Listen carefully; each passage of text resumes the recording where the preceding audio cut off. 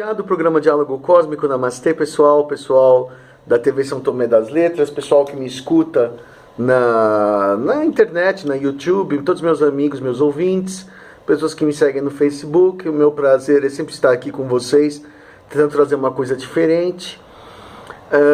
Hoje eu vou falar de um caso muito interessante, é um caso de terceiros. Eu recebo muitos depoimentos maravilhosos, eu não coloco tudo que eu recebo, porque muitas vezes são abduções por Grey, e são aquelas abduções por Grey convencionais, com exames médicos e tal. Geralmente as pessoas ficam mais interessadas ou mais oriçadas quando a história envolve reptiliano ou quando envolve pleiadiano. Eu, por exemplo, recebi um caso agora de pleiadiano, né, de uma moça que mora nos Estados Unidos. Eu vou chamar ela de Angelina, Angelina Jolie. A Angelina, ela sempre teve interesse por ufologia. Ela conheceu uma professora lá na cidade dela. Ela morava numa cidade de praia aqui no Brasil. E a Angelina, eu posso dizer que foi em Santos, entendeu? Santos, São Paulo. E ela tinha uma professora que mexia com ufologia. E a professora contava, sempre para ela, em off. Ela não ficava falando na classe tanto, contava um pouco na classe que mexia com isso, mas contava mais fundo para a Angelina que ela tinha uma experiência, tinha uma experiência muito forte de contato direto, né, coisa que é bastante rara, num desses morros de Santos, Morro do Sintra, Morro do não sei o quê, que na época eram bem, assim, desertos, eram bem... E ela fazia as vigílias ufológicas dela lá, perto quer dizer, ou seja, no perímetro de Santos, mas não numa área mais verde, né? E uma vez apareceram um grupo de seres alados, com asa de morcego e pele escura, né? Que deixou essa professora muito assustada. Então ela entendeu, na língua de hoje diríamos que são draco-reptilianos, né? Como o Alex Collier fala, dos draco-reptilianos, que seriam os reptilianos alados. Eu particularmente nunca vi um draco-reptiliano. Eu só ouvi falar, né, sempre que os dracos reptilianos não contatam humanos. Então, por exemplo, a Angelina me pergunta por que eles fizeram aquilo, né? Por que apareceram? Se não é para contato, é para fazer uma ameaça, né? Para aparecer, para dizer que aquele era o território deles. Às vezes o extraterrestre também aparece para assustar, né?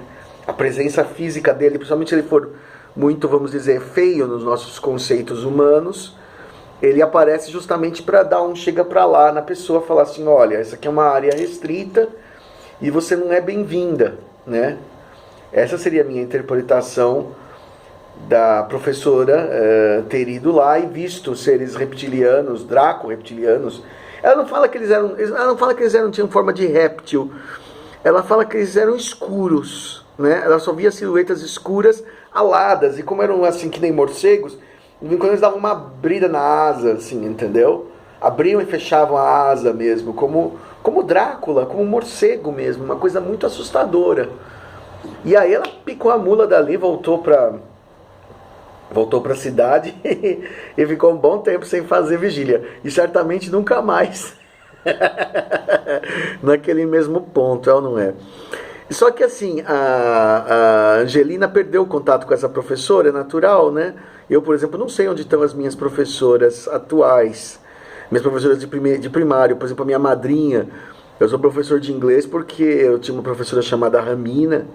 A Ramina chegou para minha mãe e disse, quando eu tinha 10 anos de idade, olha, essa criança tem um talento especial para aprender inglês, para aprender idiomas, coloca ele numa boa escola que vai valer a pena, tal. E here I am, né? Quer dizer, até hoje eu estou aqui vivo disso.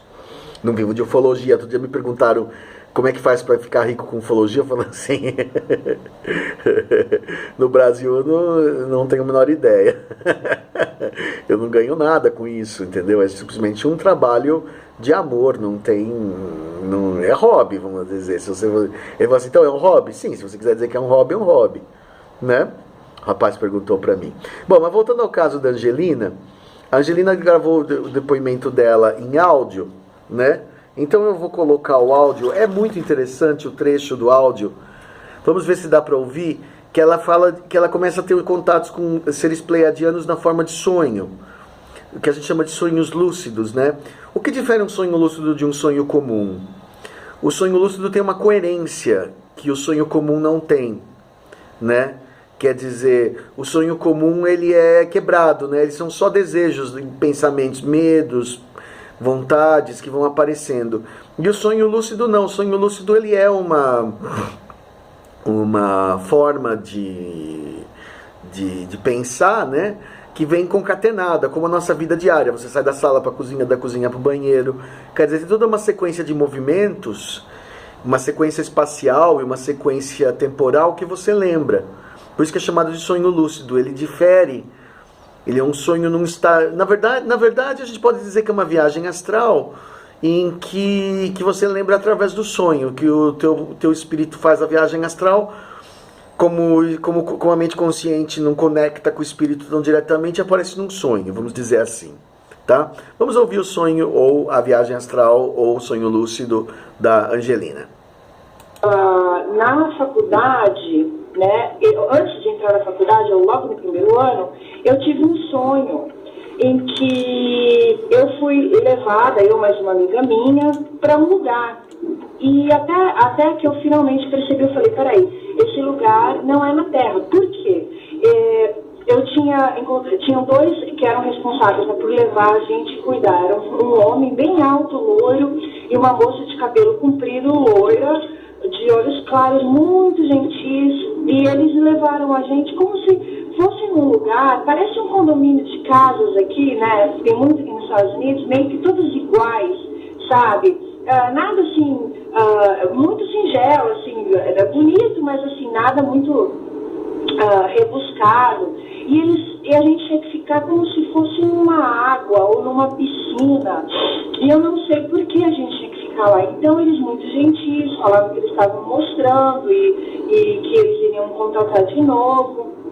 E inclusive eles vinham outras pessoas, outros, né, desses loiros e tal, e para se apresentar, e eu lembro que eles falavam, elas são da Terra, elas são da Terra.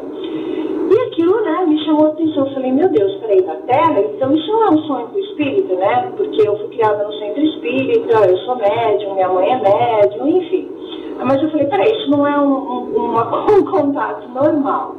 Passou, então, eu acordei, fiquei meio impressionada com aquilo, e passou-se algum tempo, não sei te precisar quanto, eu tive um sonho. Esse sonho foi mais real, porque eu fui levada, normalmente dessa vez eu estava sozinha, mas eu fui levada numa nave, e nessa nave tinham outras pessoas que eu não conhecia.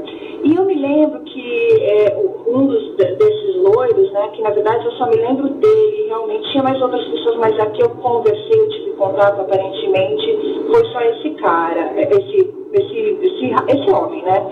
E eu me lembro que ele foi me mostrando, ele falou assim, olha, agora a gente vai levantar voo, né? Então você vai sentir uma pressão no peito. E eu me lembro realmente que eu senti uma pressão assim, sabe? Muito forte, foi tão forte que meio que foi físico, eu acordei com aquela impressão, assim, e ele foi me mostrando, né, o que eu acho que seria a estratosfera. Eu não entendo, se me desculpa muito bem, mas foi me mostrando o espaço, enfim, e é isso que eu lembro. Inclusive eu queria já entrei em contato com a Cássia, né, para fazer hipnose, para ver se eu lembro mais de alguma coisa, e se eu lembrar eu dividirei com você com certeza. Bom, então assim, só dando uma interpretação rápida, assim, a viagem ao sonho astral da Angelina, bom, por que os pleiadianos colocam você numa banheira? Os Greys fazem o mesmo procedimento, é desinfecção, tá? Isso é constantemente relatado em abdução Grey. O humano, ele vem evidentemente com uma série de germes do contato com a Terra. E uma forma importante de desinfecção é a imersão total do indivíduo, né? Inclusive a cabeça, num líquido que dá para respirar. Isso é muito estranho, porque existe o fluozol, que é uma substância pela qual você pode fazer a experiência de colocar o fluozol. O fluozol, ele permite respiração. Então, por exemplo, o indivíduo pode ficar imerso, coloca um rato no fluozol, o rato continua respirando. Ele tira o rato sai andando normalmente. Fizeram essa experiência com o fluozol. Eu não sei a quantas anda essa experiência, né, mas do líquido respirável, né, eu já vi várias vezes essa história do fluozol, do líquido respirável, e isso condiz exatamente com a questão dos ETs que colocam você numa banheira, pedem, ou forçam, na verdade, você a entrar inteiramente nela, e você percebe que muitas vezes é possível respirar dentro dela sem nenhum problema, e que depois sai, e no que você sai totalmente, na verdade, totalmente vamos dizer, esterilizado para andar no mundo deles. A questão das casas, né? Isso é uma coisa muito curiosa, que ela fala que as casas são todas iguais e parece um condomínio americano, né? Isso é uma coisa muito curiosa. As cidades pleiadianas, elas são estranhamente parecidas com as cidades da Terra. Eles são muito humanos. Então as cidades pleiadianas muitas vezes chegam a ser decepcionantemente parecidas com a Terra. Tipo assim, parecem aquelas casas de Minas colonial, aquela coisa assim muito limpa, muito lisa, muito sem adornos e muito branca e com um telhado. Eu já ouvi falar várias vezes isso, que parece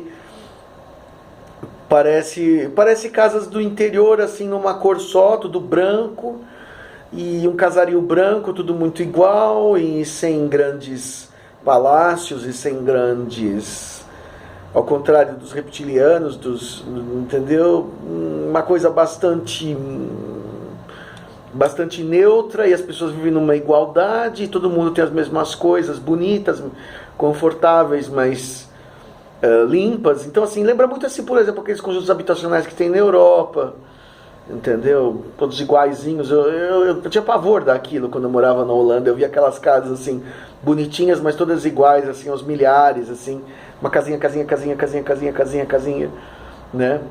Então parece que os pleiadianos curtem isso, ou vivem assim, né? Isso corrobora uma impressão que eu já tinha ido a uma viagem astral e que me mostrava uma cidade pleiadiana que parecia... Me lembra Minas Colonial, me lembra Tiradentes, Ouro Preto, mas não no sentido das casas serem juntas, aquela casa branca, assim, sabe? Aquela casa só, o volume branco, as janelas quadradas, não eram arqueadas, uma porta, um vilarejo muito simples, branco e reto, e nada assim fantasioso, como a gente pode imaginar, futurista. Isso é muito curioso, isso choca um pouco, porque você espera ver uma coisa mais futurista. Tem uma puta nave ali, mas as casas seriam extremamente comuns para nós, até sem graça, entendeu? Tem coisa muito mais interessante na Terra, muito mais louca.